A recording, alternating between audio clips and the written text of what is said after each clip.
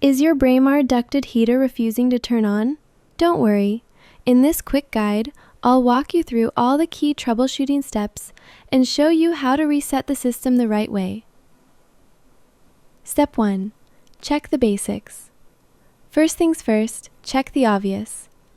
Is the thermostat set to heat and above room temperature? Is there power to the unit? Make sure the circuit breaker hasn't tripped and the power switch near the outdoor unit is turned on. Step 2. Look for error codes. If your unit is displaying an error code on the wall controller or flashing lights on the control board, take note of them. These codes can point directly to the issue, like a blocked flue, flame failure, or fan fault. Step 3. Perform a manual reset. Now for the reset. Turn off the power to the unit at the wall or circuit breaker. Wait at least 30 seconds. Then turn the power back on. Many times, the simple power cycle is enough to reboot the system. Step 4.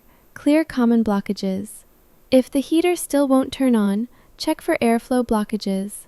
Remove any obstructions from return air vents. Make sure all internal vents are open.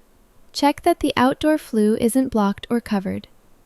Step 5. Reset from wall controller. Some Braemar models allow you to reset directly from the controller.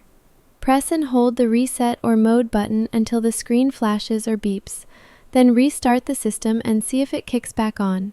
When to call a technician.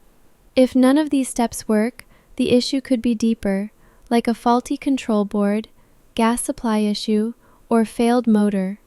At this point, it's best to contact a licensed technician.